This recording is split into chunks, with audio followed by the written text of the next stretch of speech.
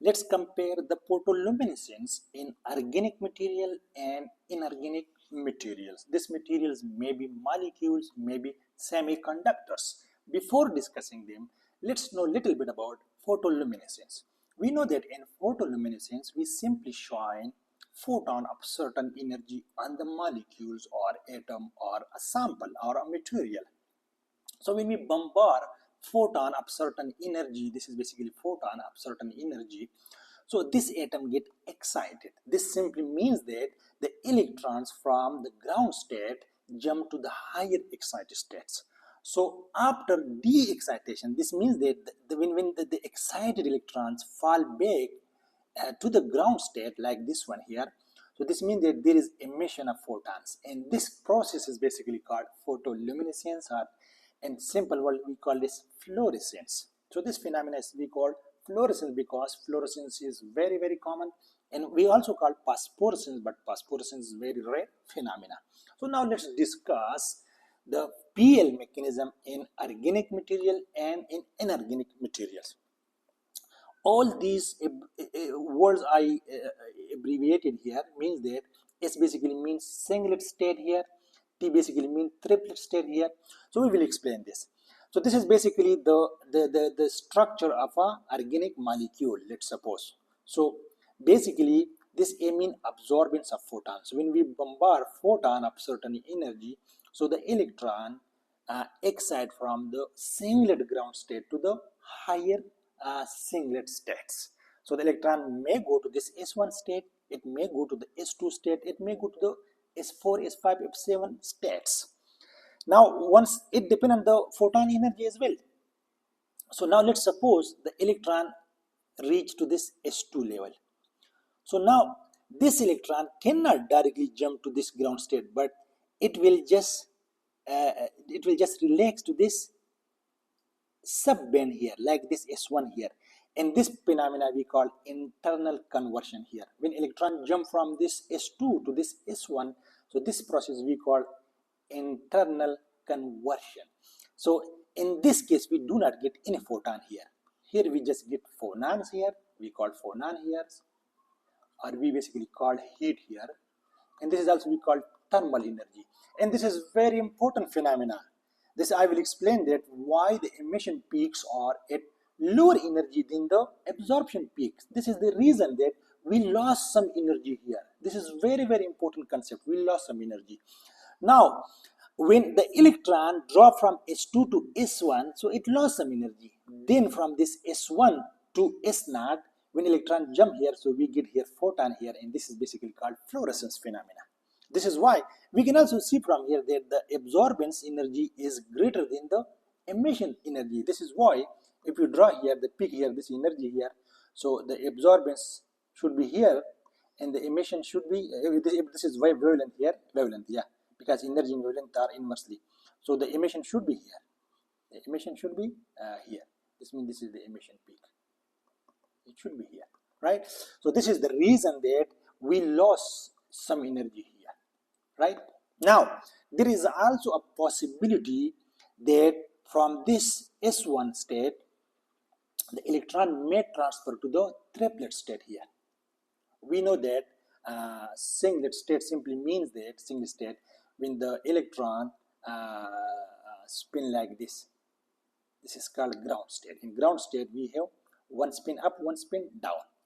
Now this simply means that this is the ground state here. In ground state we have like Pauli exclusion principle. This is singlet state. Now the excited singlet state also means that one electron spin is here, another is opposite here. Opposite, because we have to take care of the multiplicity. Multiplicity means that the 2s plus 1, this rule should be followed here, right? So if the multiplicity is here 1, there should be 1 there also in the higher states. Now triplet state basically means that when one electron spin up, another electron also spin up. This is called triplet state here, because these are not ground states. Triplet state, these are higher excited states.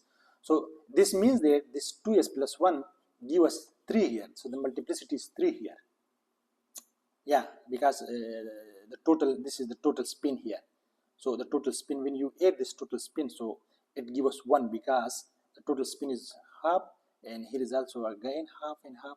So it gives 1 here, and 2 multiplied by 1 plus. So it gives multiplicity is 3 here. Per singlet state, we have the multiplicity 1, because this S is basically opposite each other, so they cancel each other. Total S is 0. Total S is basically 0 here in singlet state. In triplet state, the total S is basically 1 here. Yeah, this is how it works, right? So there is also a possibility that the electron just transfer from this singlet higher states to the triplet state, and there again may be internal conversion, but this process is basically called inter-system crossing. They just cross the system here.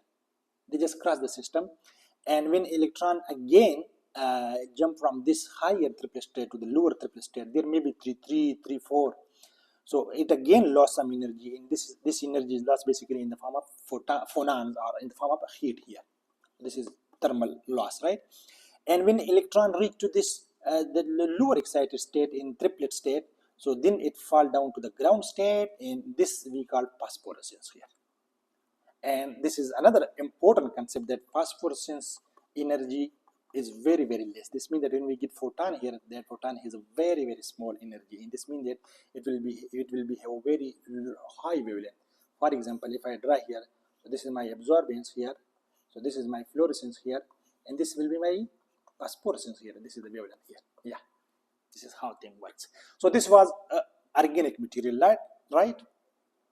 Now let's talk about the inorganic material. The process is exactly same here, but in inorganic material we have the valence band here, and we have the conduction band, because the atoms in the lattices are very, very close, and they just made the bands in the materials, right? So this is we call conduction band, and this is we call valence band here. So when we the distance between this is basically we call conduction band minima, and this is we call valence band maximum. So when we bombard or shine light on the material, and if this photon energy is greater than this band gap, so the electron will excite to the conduction band here, and then there is a hole, right? So this means that there are multiple photons, and there are multiple atoms or molecules, so a lot of electron will excite. So now these electron will fall back here again, and we will get here photons here, and that is basically called fluorescence or photoluminescence.